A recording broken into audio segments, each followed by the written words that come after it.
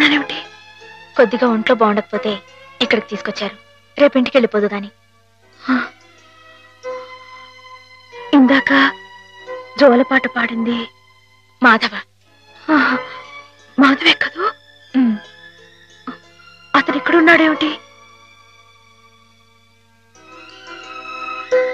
చెప్పు Saraswati. Soldier soldier get up. మన సరిహద్దుల దగ్గర ఏదో అలజడి వినిపిస్తోంది. మన సైనికులు ఆల్రెడీ ట్రైన్ లో బయలుదేరిపోయారు, కానీ ఇంజన్ లేదు. నువ్వే ఇంజన్ ఉన్నారు కదా మేజర్. నేను నేల మీద హెలికాప్టర్ లో ఎగురుతూ పైన పెడుతున్న ట్రైన్ లోకి శత్రువులు దూకుండా చూడాలి. That's my duty. ఏమిటి మేజర్, కింద నేల మీద హెలికాప్టర్ ఎగురుతూ ఉంటే పైనుంచి ట్రైన్ వెళ్తుందా? ఎస్, ప్రపంచ యుద్ధాలు అలాగే జరుగుతాయి. మనం ఏం చేయలేం. కమాన్. నేను ఆ ట్రైన్ ఎక్కి అలాగే వెళ్ళిపోనా? నువ్వు మా సైన్యంలోనే ఉండాలి. అలాగే మేజర్. Thank you. అలాగే.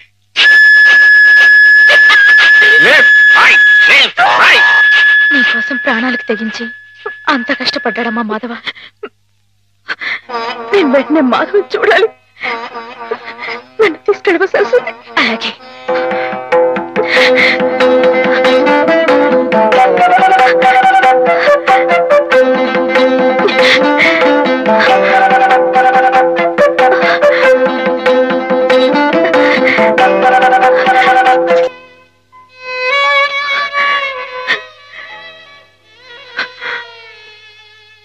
రైలు ఇట్ట ఆగిపోతే ఎట్ట?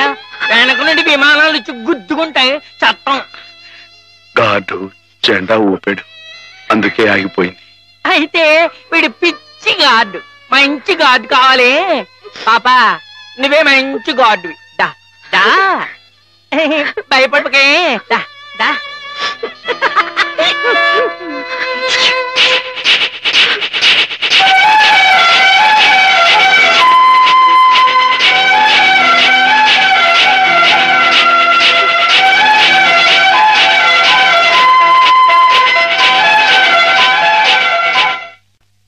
నాన్న, మా పెళ్లికి ముహూర్తం పెట్టించమని సిద్ధాంత్ గారికి చెప్పావా? అవునరా, బావ పోయి అప్పుడే ఏడాది కావస్తుంది. సంవత్సరం తిరగకుండా అమ్మాయికి పెళ్లి చేస్తే ఆయనకి కన్యాదాన ఫలం కలుగుతుందట. మరి పక్షం రోజుల్లో సంవత్సరం రాబోతుంది. అందుకే ఈ లోపల ఏదైనా మంచి ముహూర్తం ఉంటే చూడండి అని చెప్పాను. వద్దు నాన్న, నువ్వేం తొందరపడకు. ఏమిట్రా, హేమకు పూర్తిగా నయమైపోయింది, రేపు ఇంటికి తీసుకెళ్లిపోవచ్చని కూడా చెప్పారుగా. ఏమైనా హేమన్ నాకు ఇచ్చి చేయడం న్యాయం కాదు. న్యాయం కాదా? అదేమిట్రా?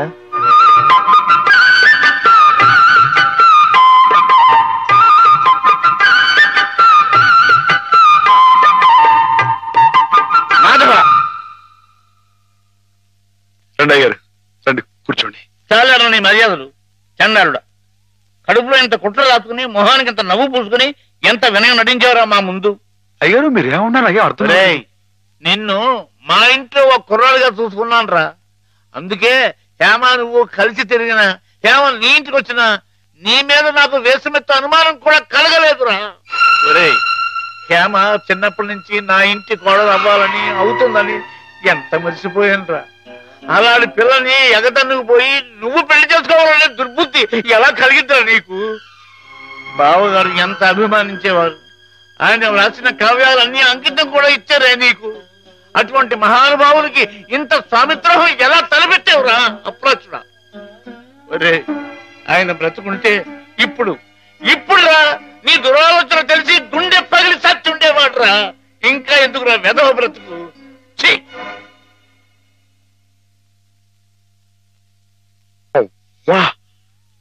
అంత పనిచేసేయండి ఎదవా, తప్పు కదండి. ఎరా, తెన్నింటి వాసాలు లెక్క పెడతావా? అసలు ఈ పుట్టగతులు ఉంటాయరా? ఇట్టండి అదేనండి, ఇట్ట ఎవ పని చేస్తాను వదిలిపెట్టండి. నరికి పోగులు నీకేం తెలుగు అమ్మాయి గారి మీద నీకు పాడు బుద్ధలా కలిగిందిరా. నువ్వు మనిషి కదా, పశువురా, పశువు. మీరు చూడాలరా ఇలాంటి తప్పుడు చేస్తారు.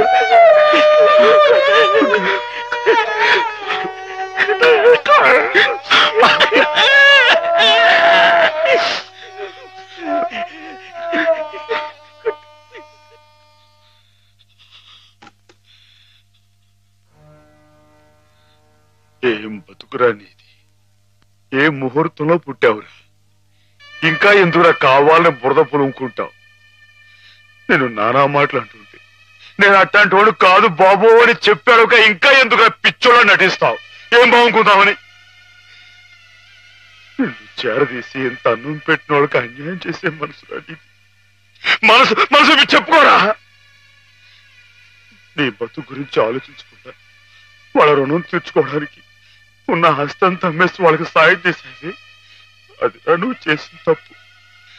నువ్వేమిటో నీ భవిష్యత్తు ఏమిటో చూసుకోకుండా వాళ్ళు బాగుండాలి వాళ్ళోళ్ళు బాగుండాలని 24 గంటలు ఏడ్చేవి.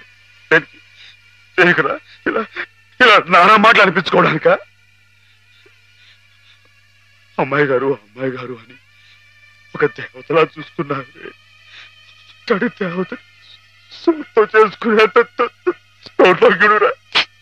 మాటలు పిచ్చదవా? నీ బతుకి ఓ తోడు కావాలని కూడా చూసుకోకుండా అమ్మాయి గారికి మంచి తోడు దొరికిందని తెగ సంబరపడిపోయావే. దేనికిరా? దేనికి ఇలా పిచ్చోళ్ళ మధ్య నరకేత అనిపించడానిక?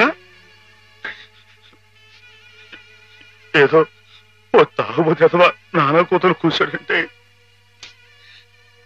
వదిలేయచ్చు.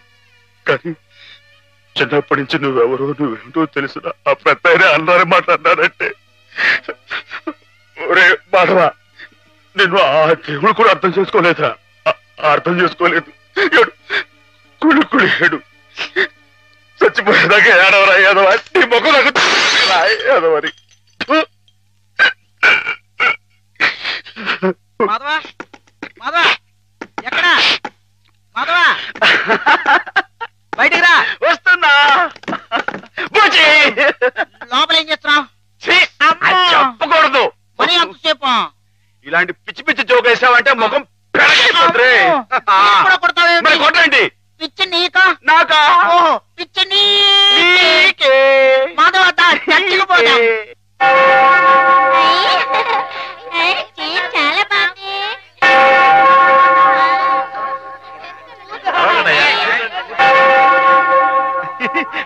నేను ఇక్కడ వెళ్ళే.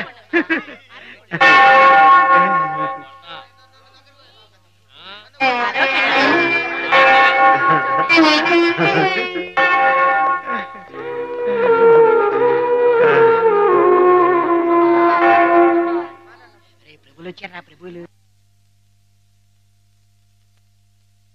ఏమిటమ్మా? ఒక జీవితానికి సంబంధించిన ముఖ్యమైన సమస్య గురించి ప్రభు సలహా కావాలి ఫాదర్. ఏమిటో చెప్పమ్మా. ఒక ఊర్లో ఒక అబ్బాయి ఒక అమ్మాయి ఉన్నారు. ఆ అమ్మాయి ఆ అబ్బాయిని ప్రాణం కంటే మిన్నగా ప్రేమించింది. కానీ వాళ్ళిద్దరు కులాలు వేరు, అంతస్తులు వేరు. ఆ కారణంగా నేను నిన్ను ప్రేమిస్తున్నానన్న మాట పెదవుల దాకా వచ్చినా నోరు విప్పి అతనికి ఎన్నడూ చెప్పుకోలేకపోయింది. ఆ అబ్బాయికి ఆ అమ్మాయి అంటే అంతులేని అభిమానం. ఆ అమ్మాయి సుఖ సంతోషాల కోసం తన యావదాస్తిని ధారపోశాడు అతను. మానసికంగా శారీరకంగా చిత్రహింసల్ని భరించి గతి తప్పిన ఆ పిల్లని మళ్ళీ మామూలు మనిషిని చేశాడు. పెళ్లి చేసుకోవాల్సిన సమయం వచ్చినప్పుడు ఆ అమ్మాయి తనకి కొత్త జీవితాన్ని ప్రసాదించిన ఆ అబ్బాయిని చేసుకోవాలా? కట్టుబాట్లకి లొంగిపోయి మనసు చంపుకొని పెద్దలు కుదిర్చిన పెళ్లి చేసుకోవాలా? ప్రభువుని అడిగి చెప్పండి ఫాదర్. ఎవరా అమ్మాయి? నేనే ఫాదర్. మరి ఆ అబ్బాయి? నాకు అనవసరం. ఆ అబ్బాయి ఎవరైనా సరే నాకు అనవసరం. అటువంటి అడగకూడని ప్రశ్నలకు ప్రభు మేము సమాధానం చెప్పంగాక చెప్పం. అంతే. చెప్పం. ప్రభుని పిచ్చి పిచ్చి ప్రశ్నలు వేస్తారా? ప్రభు కోపం వచ్చి పైకి వెళ్ళిపోతాడు. నేను ఇక్కడ పైనున్నాను.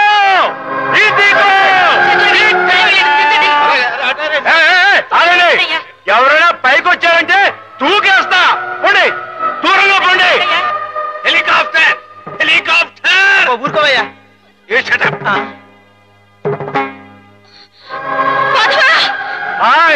నీకు దండం పెడతాను.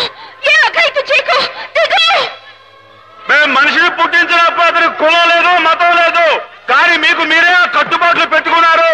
మీరు పెట్టుకున్న ఆచారాలు మీరు గౌరవించి తీరాలి. కాదంటే నేను నా ప్రభు ఇక్కడి నుంచి దూకేస్తాం. అప్పుడు మీకు దేవుడు ఉండడుగా. ప్రవర్తిస్తున్నావు. ఆ మాటలకు అర్థం ఏమిటో నాకు తెలుసు. నా మాట విని దిగిరా. దిగు మాధవా, దిగు. గౌరవించి తీరాలి. మా ఇష్టానికి మనం ప్రవర్తించే వాళ్ళ మనసును ఒప్పించకూడదు. ఇక్కడున్న వాళ్ళందరూ ఈ మాట ఒప్పుకుంటేనే నేను కింద దిగొస్తా, లేకపోతే ఇక్కడిని దూకేస్తా. మగవా దూకొద్దు, దిగు. దూకేస్తా దూకేస్తా.